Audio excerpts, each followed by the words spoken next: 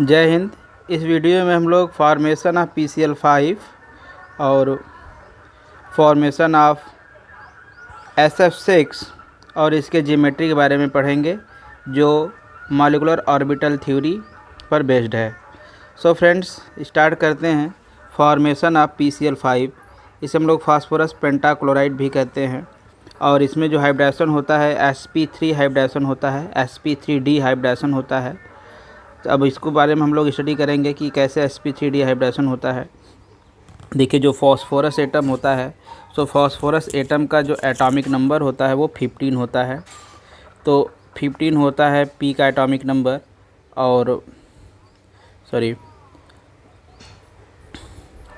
और हम लोग इसका अगर इलेक्ट्रॉनिक कॉन्फ़िगरेशन बनाएं तो देखिए कैसे बनेगा। 15, तो इसको कॉन्फ़िगर करिए। 1s2 2s2 2p6 3s2 3p। तो इतना कितना हो गया, ये 10 हो गया, और ये कितना हो गया, 12 हो गया। तो यहाँ पे मतलब p पे कितने इलेक्ट्रॉन्स आएंगे, p पर 3 आएंगे। तो ग्राउंड स्टेट कॉन्फ़िगरेशन इसका क्या होगा, 3s2 3p3। ये इसके बैलेंस सेल है, जिसमें कितने इलेक्ट्रॉन है, 3s2 और 3p3। तो फ्रेंड्स, अब इसके ये ग्राउंड स्टेट कॉन्फ़िगरेशन है। अब हम इसके एक्साइटेड स्टेट कॉन्फ़िगरेशन को बनाएंगे। सो देखिए, एक्साइटेड स्टेट कॉन्फ़िगरेशन क्या होगा। यहाँ पे देखिए, ये ग्राउंड स्टेट में कॉन्फ़िगरेशन है। सो 3s में 2 इलेक्ट्रॉन है और 3p में भी 3 इलेक्ट्रॉन्स हैं। जो एनर्जी लेवल होता है, ये जो 3s है इसकी 3p और 3d भी उसी वैलेंस सेल का वैकेंट ऑर्बिटल है। तो इस 3d के भी एनर्जी लेवल नियरली सेम होते हैं। Therefore, one electron from 3s will jump to the 3d orbital. So this electron will jump to the 3d orbital in this. Therefore, the excited configuration will be 3s1 3p3 and 3d1. This will be excited state configuration. Friends, actually क्या हुआ कि 3s का एक electron jump करके या promote करके वो कहाँ चला गया, 3d में चला गया। इसलिए चला गया क्योंकि एनर्जी लेवल इक्वल होने पर ये इलेक्ट्रॉन्स हायर लेवल में चले जाते हैं। और हुन्स के रूल्स के अनुसार, according to the Hund's, the electrons try to be maximum unpaired in condition. ये इलेक्ट्रॉन्स मैक्सिमम अनपेयर्ड रहना चाहते हैं, इसलिए यहाँ से जंप करके अनपेयर्ड कंडीशन में चला जाता है। सो ये इस तरह से हो गया।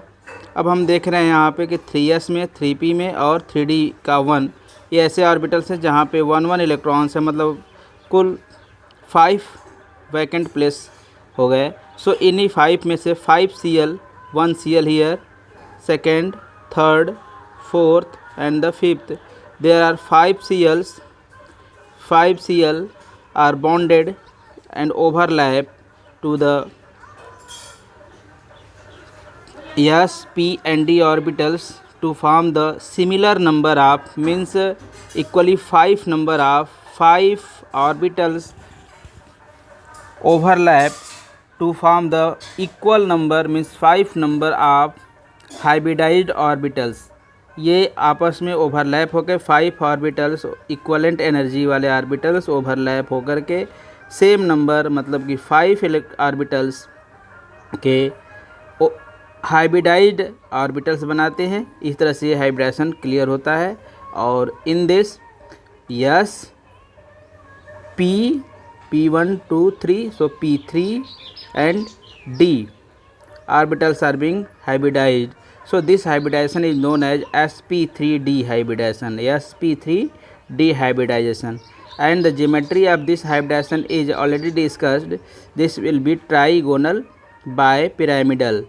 This will be trigonal bipyramidal, and hybridization is the sp3d hybridization. So this one is the trigonal bipyramidal structure, like this. This is the trigone. In this, one Cl is present at the center.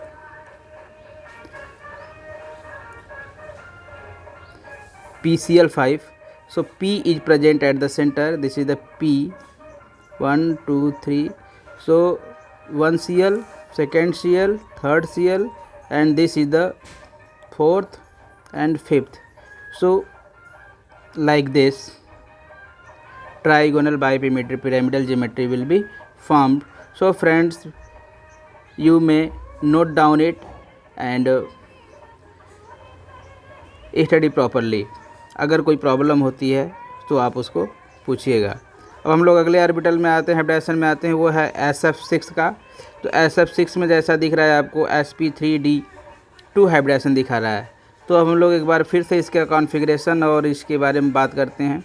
तो आप जानते हैं sulphur का electronic atomic number होता है 16. सो configuration ठीक उसी तरह से होगा.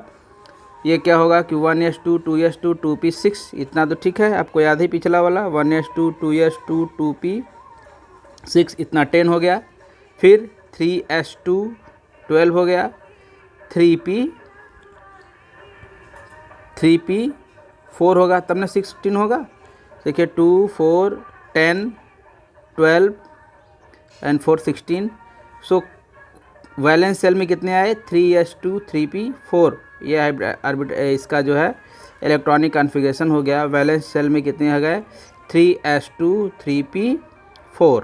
ये ग्राउंड स्टेट कॉन्फ़िगरेशन है, जैसा कि पिछले वाले में मैंने आपको बताया था. 1 इलेक्ट्रॉन प्रमोट करके 3d में चला जाएगा और इस तरह से एक्साइटेड स्टेट कॉन्फ़िगरेशन यह बनेगा. इसका कॉन्फ़िगरेशन क्या है 3s1 3p3 एंड 3d2. ठीक है. तो कभी कभी एग्जाम में पूछा जाता है excited state configuration of the sulphur atom. So आप इसको लिखेंगे, क्या लिखेंगे 3s1 3p3 एंड 3d2. ये एक्साइटेड स्टेट कॉन्फ़िगरेशन 3d2 यहाँ पे, तो 3d2. तो ये एक्साइटेड स्टेट कॉन्फ़िगरेशन है सल्फ़र एटम का एक्साइटेड स्टेट में. सो फ्रेंड्स, अब इसमें क्या होगा कि आप देखिए 1 3 4 हो गया और 2 5 हो गया, सॉरी 4 2 6 हो गए. कुल 6 वैकेंट ऑर्बिटल्स हैं जहाँ पे 1 इलेक्ट्रॉन केवल प्रेजेंट है.